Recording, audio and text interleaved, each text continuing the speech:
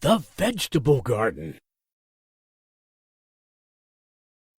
Today, Bebo and his friends are visiting Aunt Bear's vegetable garden.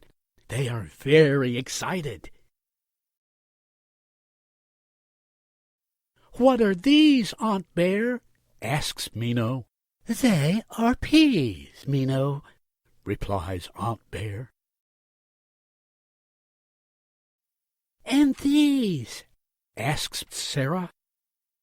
"Cucumbers. They're very healthy for you," says Aunt Bear.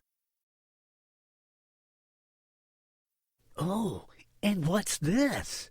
asks Polo excitedly. "That's a pumpkin. It's delicious," replies Aunt Bear. "Can we eat it right now, Aunt Bear?"